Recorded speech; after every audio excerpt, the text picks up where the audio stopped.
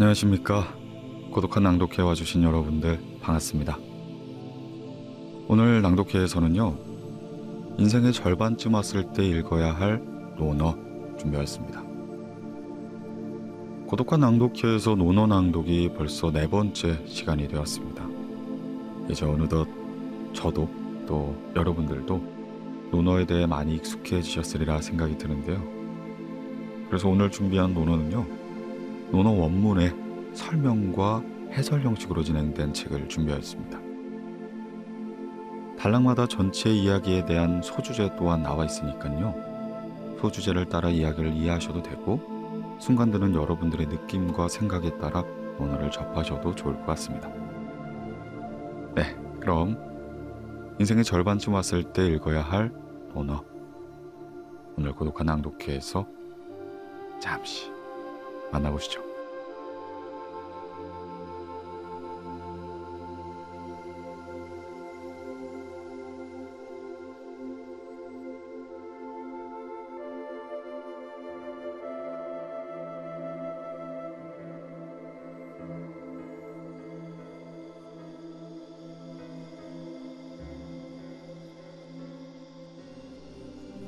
인생의 절반쯤 왔을 때 읽어야 할 논어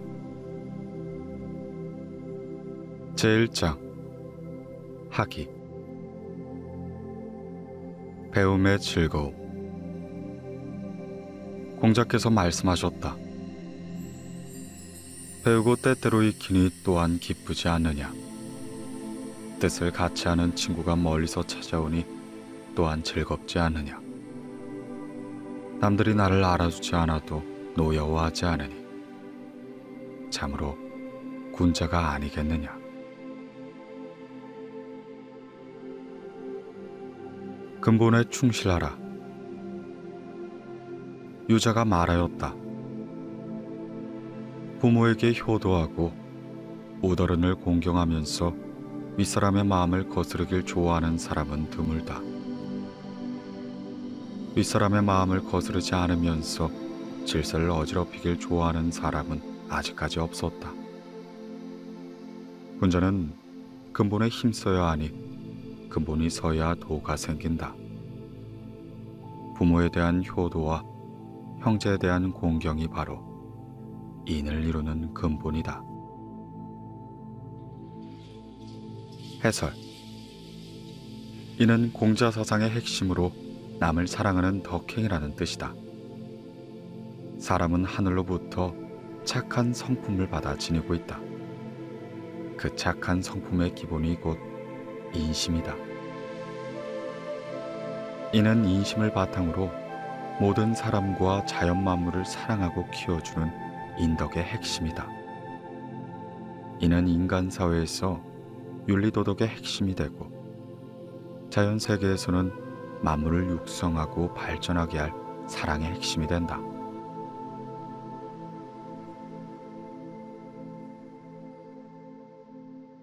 보이는 것이 전부가 아니다. 공자께서 말씀하셨다. 말을 잘 꾸미고 얼굴빛을 곱게 꾸미는 사람 중에는 어진이가 드물다. 해설. 사람을 사귈 때 아첨과 아부 그리고 사람을 홀리는 미색을 경계하라는 의미이다. 남에게 환심을 사기 위해 말만 번지르르하게 꾸며대고 진정성도 없이 남의 비위만 맞추는 사람치고 진실한 사람은 적다는 뜻이다. 세 가지 반성. 증자가 말하였다. 나는 날마다 세 가지 일에 대해 자신을 반성한다. 남을 위해 일을 도모함에 있어 마음을 다하지 못한 것은 없었는가? 친구와 사귐에 있어 신의를 저버린 일은 없었는가? 내가 배운 것을 제대로 익히지 못한 것은 없었는가? 해설. 자기 반성은 수양과 인격 도야의 바탕이다. 사람은 누구나 허물이 있으며 실수를 할 수 있다. 중요한 것은 실수나 허물을 깊이 반성하고 두 번 다시 되풀이하지 않는 것이다.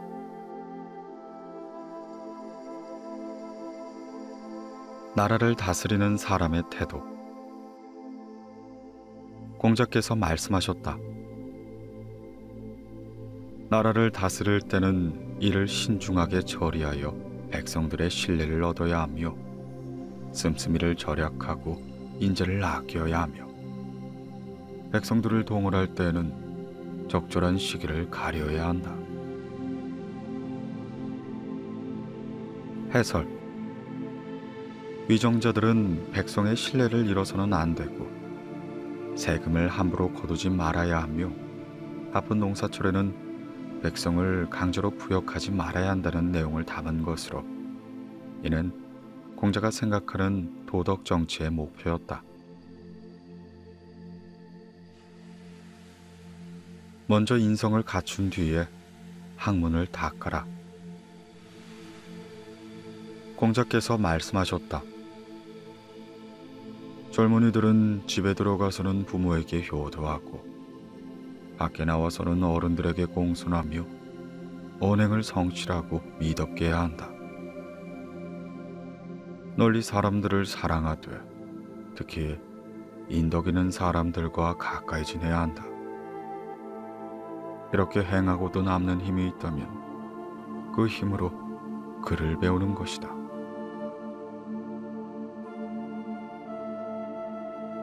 진정한 배우. 자아가 말하였다. 어진 사람을 어질게 여기는 것은 아름다운 미인을 좋아하는 듯하고 부모를 섬김에 있어 자신의 힘을 다하며 임금을 섬김에 있어서는 자신의 몸을 바칠 줄 알며 벗과 사귐에 있어 언행을 믿는다면 그 비록 배운 게 없다 할지라도 나는 일러 배운 사람이라 할 것이다.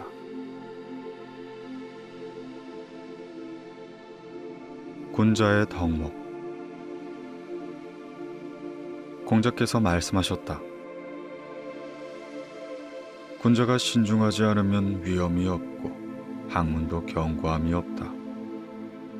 충성과 신의를 지키며 자기보다 못한 사람을 벗으로 사귀지 않아야 하고 허물이 있다면 고치길 꺼리지 말아야 한다.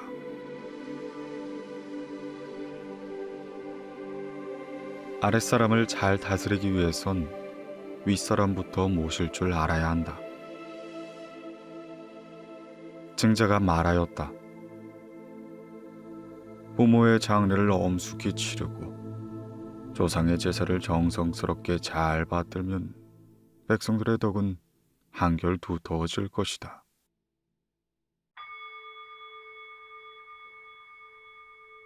공자가 말하는 정치. 자금이 자공에게 물었다. 선생님께서는 어느 나라에 가시든지 그 나라 임금으로부터 정치에 관한 이야기를 듣게 되시는데 그것은 선생님께서 먼저 요청하신 겁니까? 아니면 그 나라에서 자발적으로 자문을 구하는 겁니까? 자공이 말하였다. 선생님께서는 온화, 선량, 공손, 검소, 겸양의 인품으로 인하여 자연히 듣게 되는 것입니다.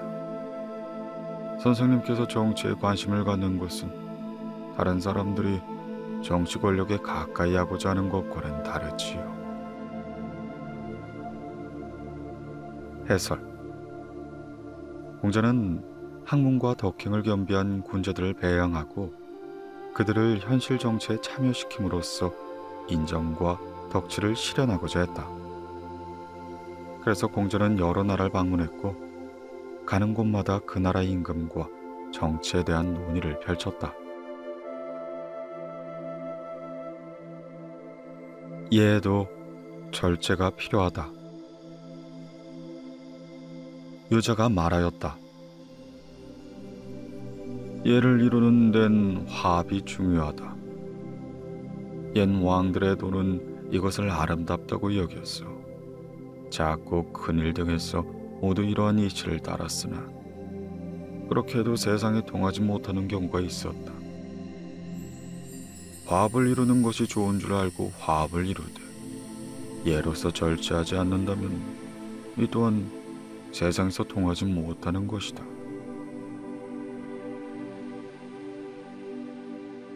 공손이 지나치면 비굴해 보인다. 유자가 말하였다. 약속한 것이 의로움에 가깝다면 그 말을 실천할 수 있고 남을 공경하되 예에 가까워야 치욕스러운 일을 당하지 않을 것이다.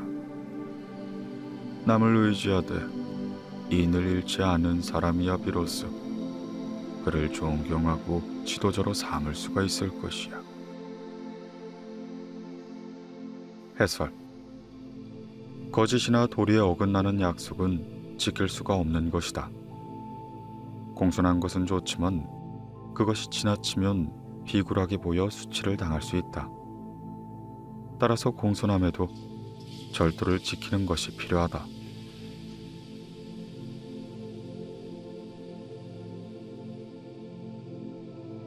군자의 덕목. 공자께서 말씀하셨다. 군주는 배불리 먹기를 구하지 않고 편안한 삶을 추구하지 않는다.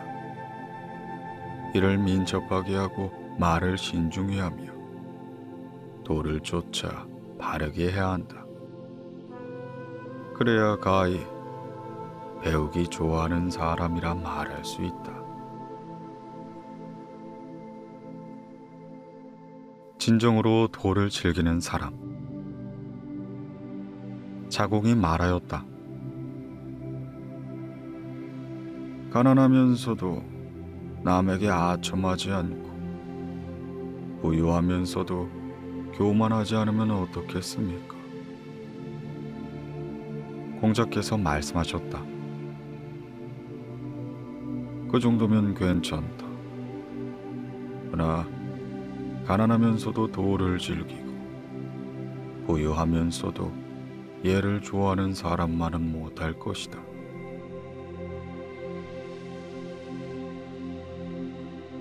먼저 타인을 제대로 보는 눈을 깨쳐라. 공자께서 말씀하셨다.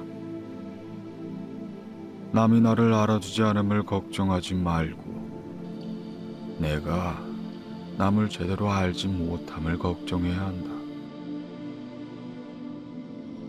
해설. 학문은 자기 수양을 위해서 하는 것이다. 설사 남이 나를 알아주지 않더라도 노여워하거나 불평을 하면 안 된다. 그러면서 항상 나보다 현명하고 덕이 높은 사람을 찾고 그 사람에게 배우고 나 자신을 발전시켜야 한다.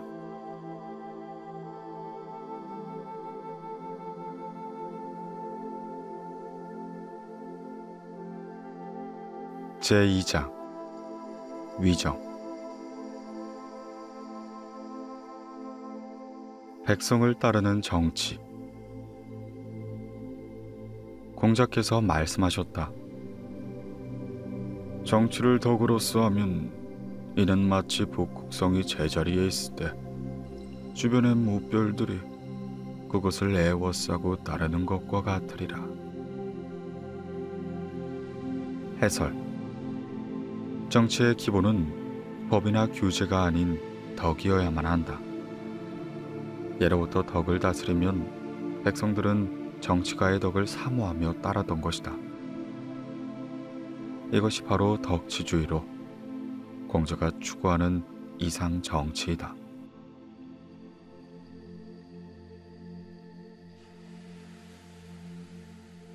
시경의 교훈. 공자께서 말씀하셨다.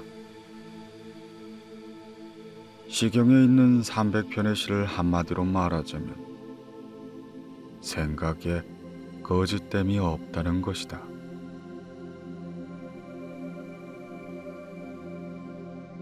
백성을 변화시키는 것은 덕과 예. 공자께서 말씀하셨다. 백성들을 정치로 이끌고 형벌로 다스리면 백성들은 벌을 면하고도 부끄러움을 못 느낀다. 그러나 덕으로 이끌고 예로 다스리면 백성들은 염치를 알고 잘못을 바로잡게 된다.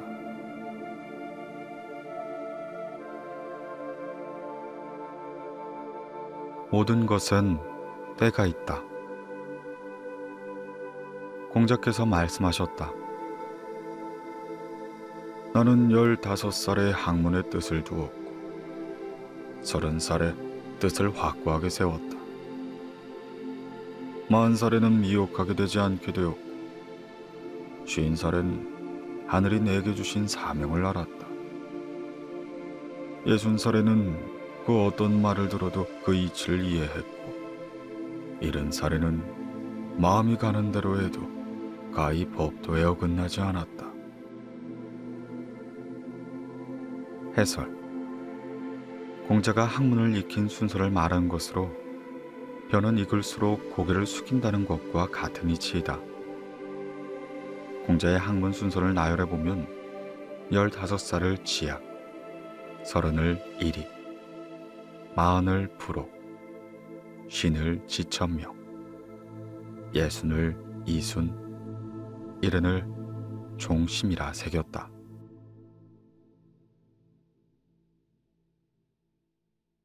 부모 성김에 예를 다하라. 맹의자가 효에 대해 묻자 공자께서 말씀하셨다. 어긋남이 없는 것이다. 번지가 수레를 몰고 있을 때 공자께서 그 일을 말씀하셨다. 맹손이 나에게 효에 대해 묻길래 어긋남이 없는 것이라 대답했다.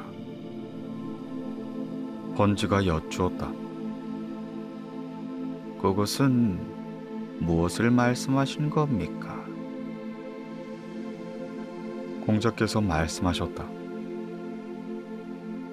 부모가 살아계실 때는 예를 갖추어 섬기고 돌아가신 후에는 예법에 따라 장례를 치르고 예법에 따라 제사를 모셔야 한다는 것이다. 해설. 맹의자가 효에 관해 물어본 것에 대해 공자가 답한 무의가 무엇인지 번지가 물었다. 이때 공자는 부모의 명령에 따르는 것을 효라고 여길까 염려가 되어 부모가 살아계실 때는 예로서 정성껏 섬기고 세상을 떠나셨을 땐 예로서 장사를 치르며 예로서 제사를 지내는 것이라 하였다.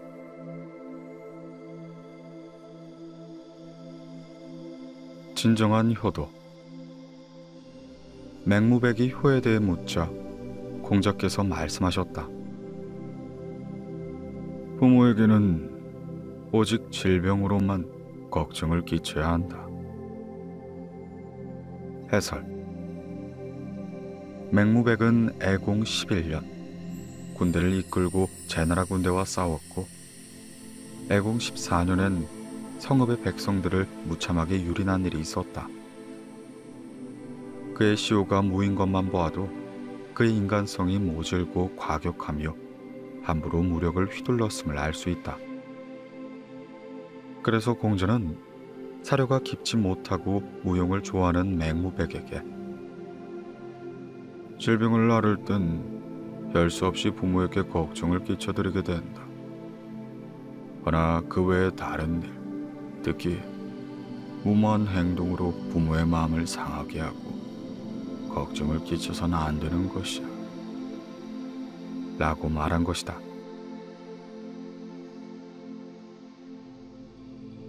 효는 단순한 공양이 아니라 공경이 뒷받침되어야 한다.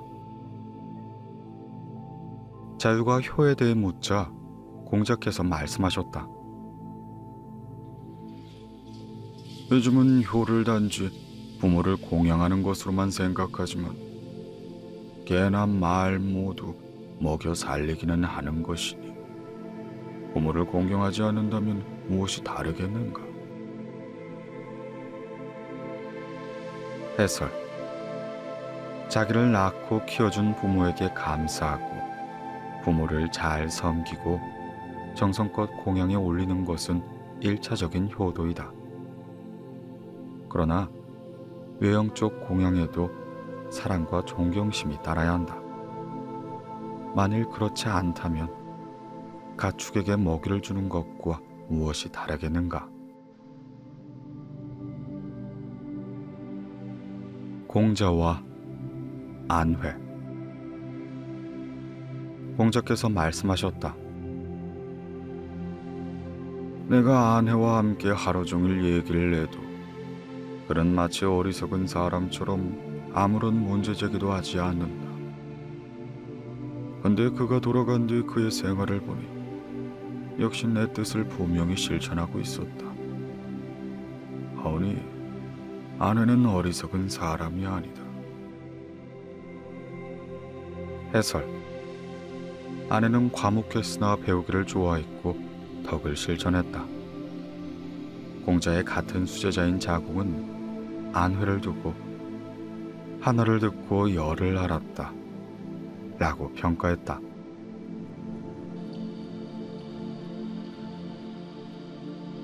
됨됨이는 감출 수 없다. 공자께서 말씀하셨다. 그 사람이 하는 행위를 보고 그 연유를 살피고 그가 편안하게 여기는 걸 잘 살펴보면 그 사람을 알게 된다. 그러니 어찌 사람 됨됨이를 숨길 수가 있겠는가?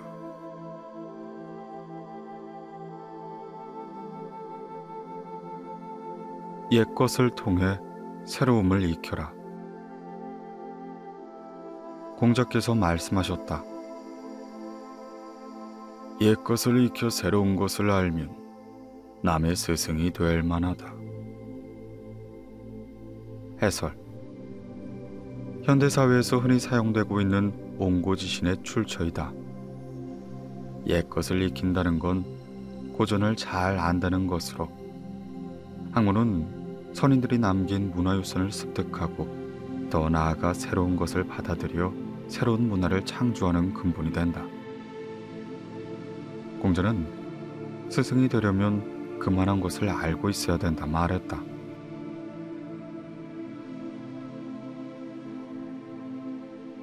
한정적으로만 쓰이는 사람이 되지 말라. 공자께서 말씀하셨다. 운전은 그릇이 되어서는 안 된다. 해설. 지식인이란 학문과 덕을 겸비하면서 충분한 경험을 가진 인격체를 가리킨다. 그래서 그릇처럼 국한되지 않는다고 했다. 그릇은 오직 한정된 물건만을 담을 수 있지만 군자는 세상 만물을 포용해야 한다는 것이다.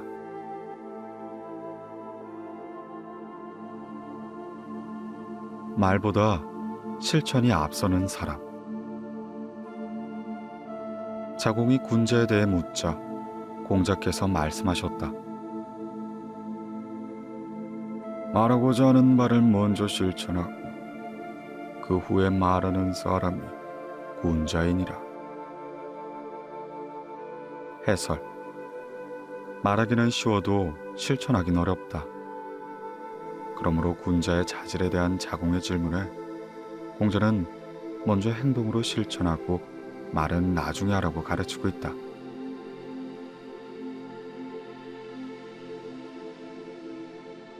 군자와 소인의 차이. 공자께서 말씀하셨다. 군자는 두루 동함으로 한편에 치우치지 않고 소인은 한편에 치우침으로 두루 동하지 못한다.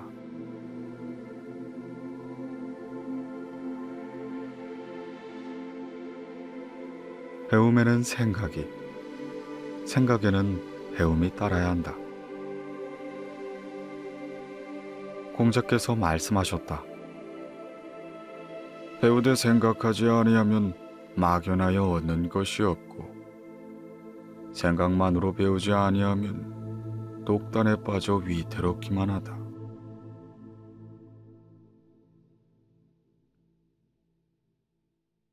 모르는 것을 안다는 것. 공자께서 말씀하셨다. 너에게 안다는 것에 대해 가르쳐 주마. 아는 것을 안다고 하고 모르는 것을 모른다고 하는 것. 이것이 아는 것이다. 해설. 유는 공자의 제자로 성은 중이고 자는 자로이다.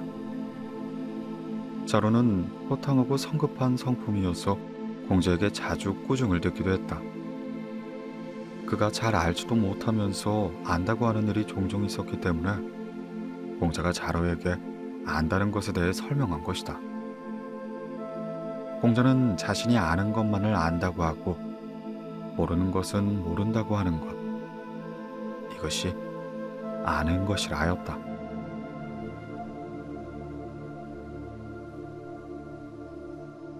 말에는 허물을, 행동에는 후회를 줄여라. 자장이 벼슬 넣는 방법을 배우려 하자 공자께서 말씀하셨다. 많은 것을 듣되 의심스러운 것은 제외하고 그 나머지를 신중히 말하면 허물이 적을 것이다. 또 많은 것을 보되 위태로운 것을 제외하고 그 나머지만 신중히 행한다면 후회하는 일이 적을 것이다. 말에 허물이 적고 행동에 후회가 적으면 벼슬은 자연히 없게 되는 것이야.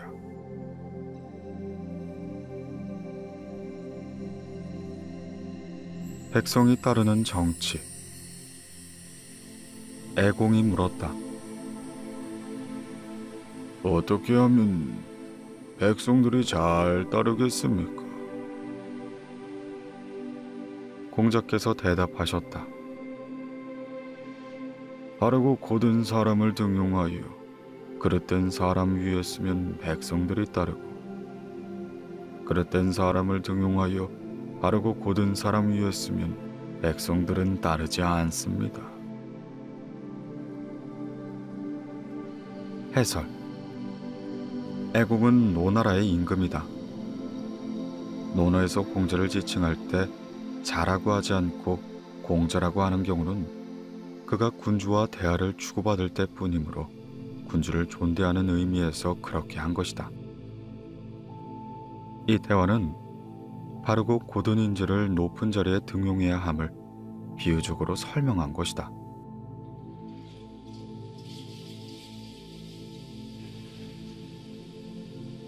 백성을 다스리는 방법. 개강자가 물었다. 백성들이 윗사람을 공경하고 진심으로 따르며 부지런히 일하도록 하려면 어떻게 해야 합니까? 공자께서 말씀하셨다.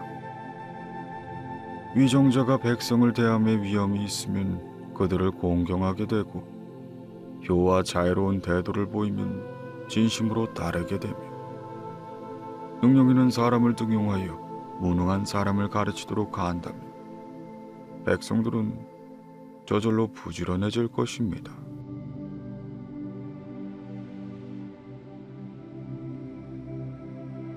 앞에서 나서는 것만 정치가 아니다. 어떤 사람이 공자에게 물었다. 선생님은 어찌 정치를 하지 않으십니까? 공자께서 말씀하셨다. 서경에 이르기를 효로다 오직 효도하고 형제간에 우애하며 이를 정사에 반영시켜라 라고 하였어. 그러므로 어찌 직접 정치에 관여하는 것만을 정치를 한다고 하겠어.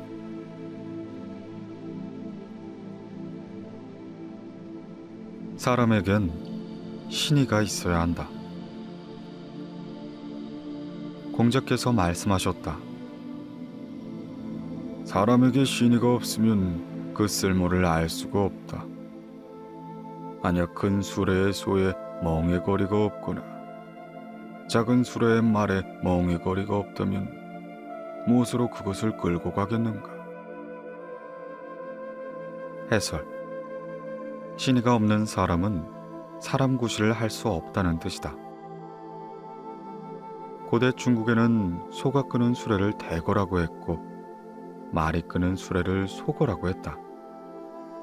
수레의 끌채 앞면엔 횡목이 있어서 여기에 가축을 메고 끌게 했다. 공자는 믿을 신자에 대해 굉장히 강조를 했고 그것이 인간을 인간답게 만드는 핵심으로 보았다.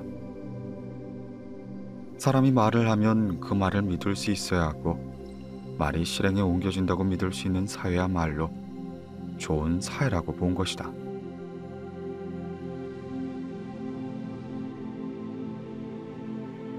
역사로 미래를 안다.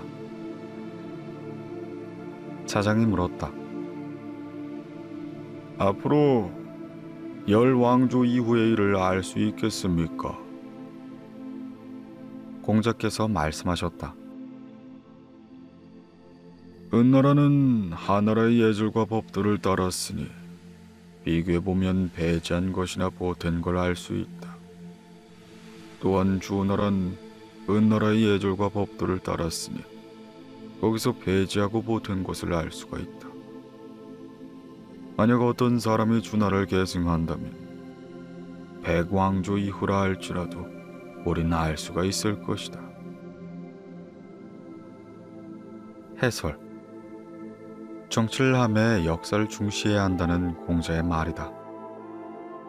즉, 역사에 가감되는 법을 파악한다면 앞으로 다가올 역사가 어떻게 발전될 것인지를 예측할 수 있다는 말이다.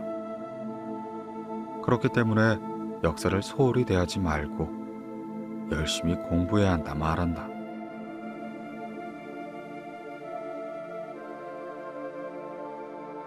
진정한 용기. 공자께서 말씀하셨다. 자신이 모셔야 할 혼령이 아닌데도 제사를 지내는 건 아첨함이요. 옳은 일을 보고도 행하지 않은 것은 용기가 없습니다.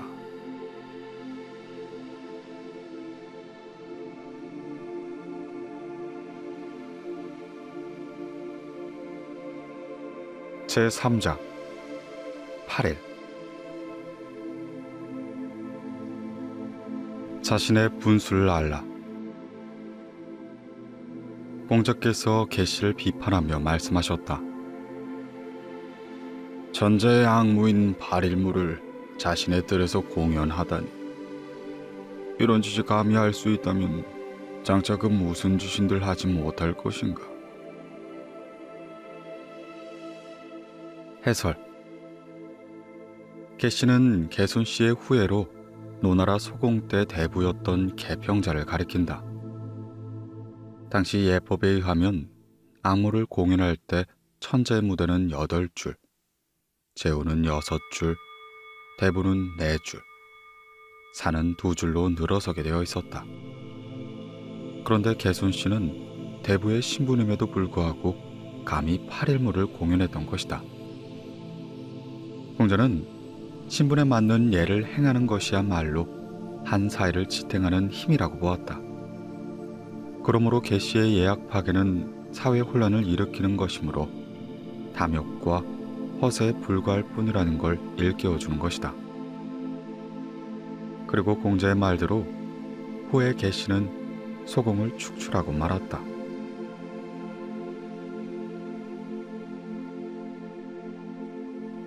매사에 어진 것이 따라야 한다.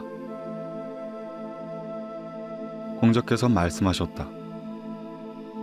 사람이 어질지 못하다면 예를 지키는 것이 무슨 의미가 있겠는가? 사람이 어질지 못하다면 음악을 한들 무슨 의미가 있겠는가?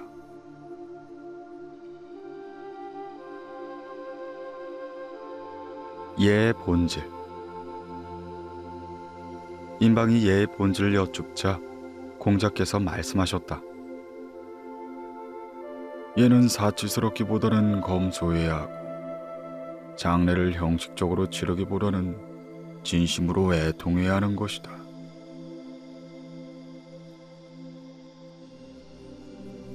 공력은 문화에서 온다. 공자께서 말씀하셨다.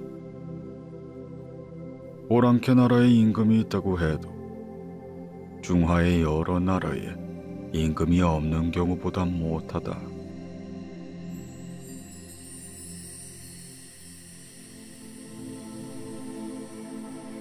군자의 유일한 다툼.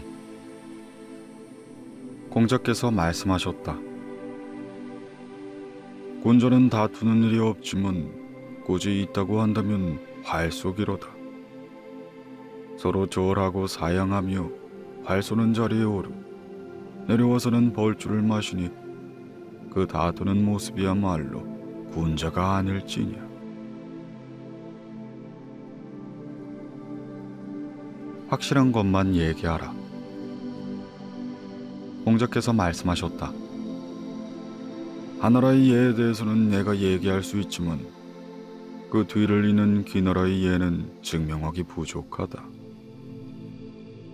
은나라의 예에 대해서도 말할 수 있지만 그 뒤를 잇는 송나라의 예는 증명하기 부족한 것이다. 이것은 문헌이 부족하기 때문이니 문헌이 충분하다면 내가 증명할 수 있을 것이야. 해설.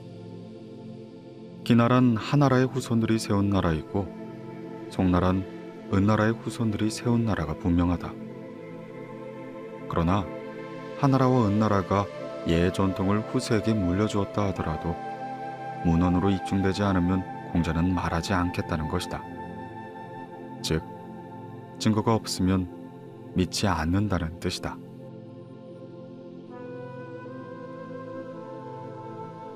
예보다 인을 먼저 갖추라. 자아가 물었다.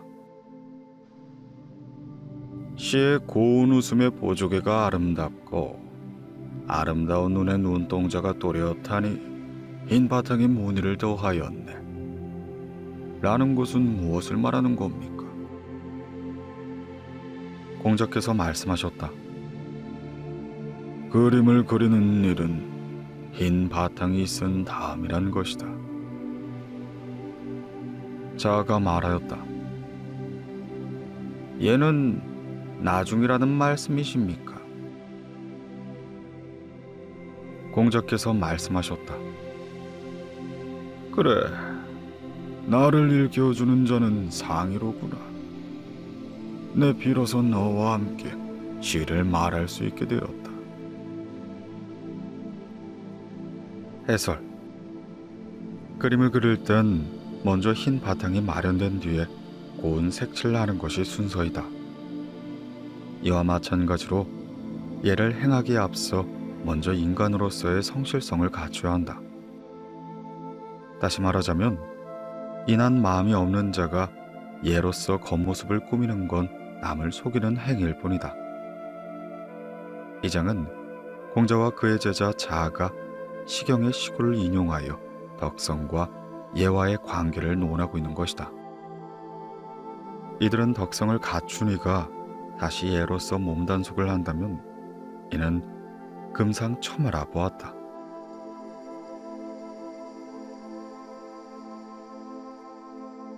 예가 아니면 보지도 말라. 공자께서 말씀하셨다. 제제사를 지낼 때 술을 땅에 부으며 신의 강림을 정하는 절차 위의 것을 나는 보고 싶지가 않구나. 해설. 노나라의 체제사가 예에 맞지 않음을 지적한 것이다.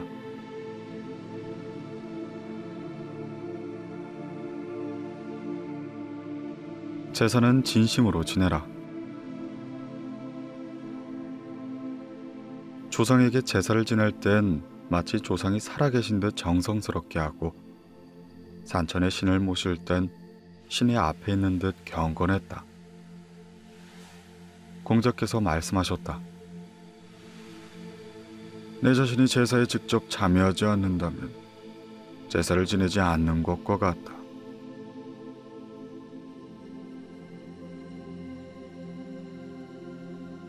하늘에 부끄럽지 않게 하라. 왕송가가 물었다. 아랫목에 아첨하느니 차라리 부뚜막에 아첨하는 편이 낫다고 하는 말은 무엇을 의미합니까? 공자께서 말씀하셨다. 그렇지 않습니다. 하늘에 죄를 지으면 빌 곳이 없는 법이지요. 해설. 아랫목에 앉아있는 어른에게 아첨하기보단 음식을 만드는 부뚜막에 일하는 사람에게 잘 보여야 떡고물이라도 떨어질 것이 아니냐는 뜻이다. 공자가 위나라에 가서 영국을 만나자 실권자이던 왕송가가 속담을 들어 자기에게 잘 보이는 것이 어떠냐고 회유한 것이다. 이때 공자가 왕송가의 무례함과 야심을 꿰뚫어 보고는 따끔하게 일침을 가했다.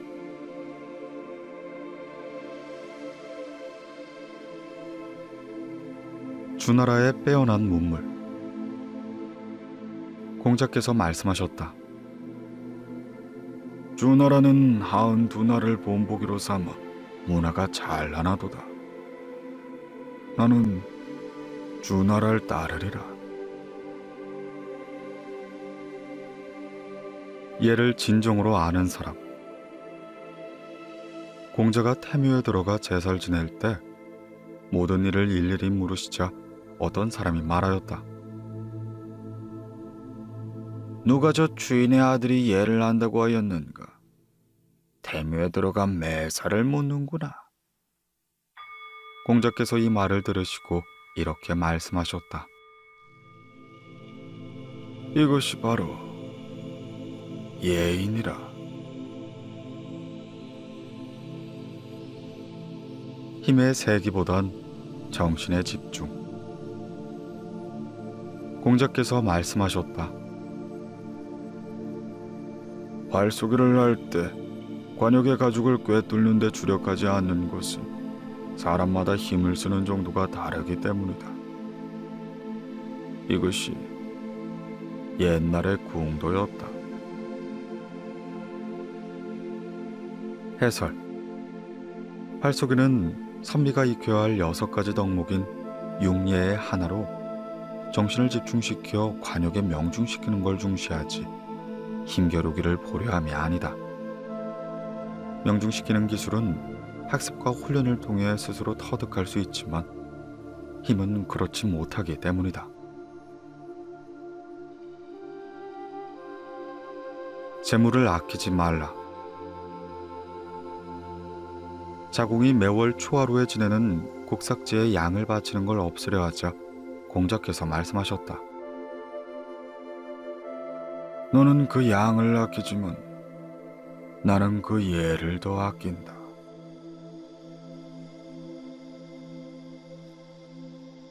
진심은 아첨이 아니다. 공자께서 말씀하셨다.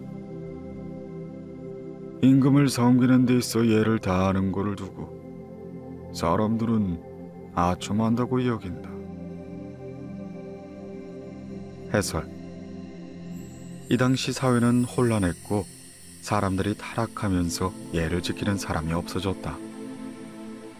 예가 없어지면서 정치가 혼탁해지니 백성들은 군주나 윗사람을 가볍게 생각했다. 그런 가운데 임금에게 신하의 도리를 지키는 공자를 사람들은 아첨꾼으로 생각한 것이다.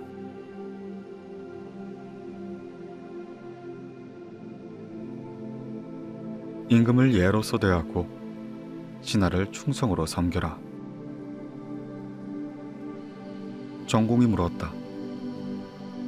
임금이 신하를 대하고 신하가 임금을 섬기는 일은 어떻게 해야 합니까? 공자께서 말씀하셨다. 임금은 예로서 신하를 대하고 신하는 충성으로서 임금을 섬겨야 합니다.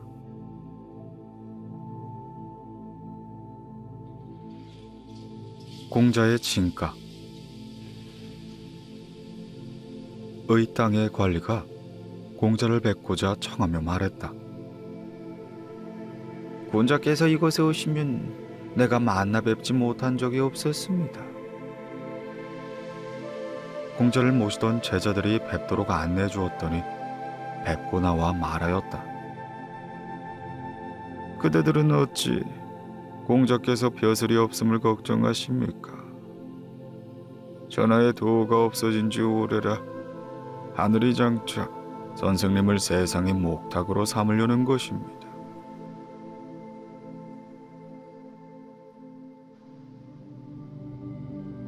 지난 일을 탓하지 말라. 애공이 제어에게 사에 심는 나무에 관해 묻자 제가 대답했다.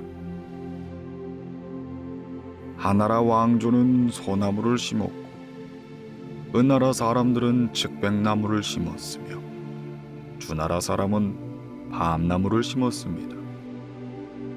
이 밤나무를 심음은 백성들을 전용케 하려는 것이지요. 공자께서 이 말을 들으시고 이리 말씀하셨다. 이루어지는 일은 논하지 않고 끝난 일은 따지지 않으며 이미 지나간 일은 탓하지 않는 법이다.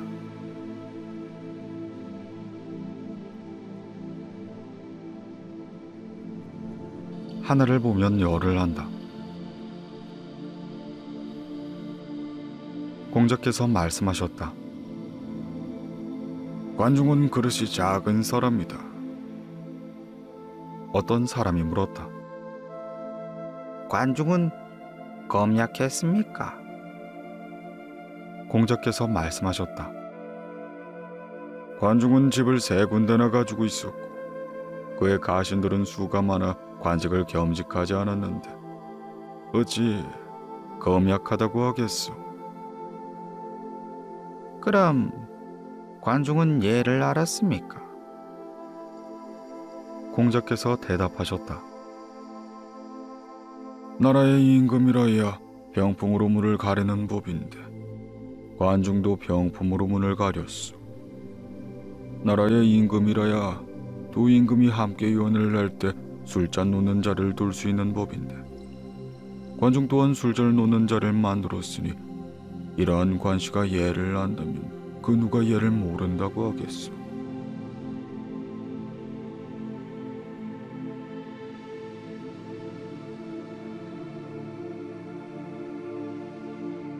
사람을 알아보는 법.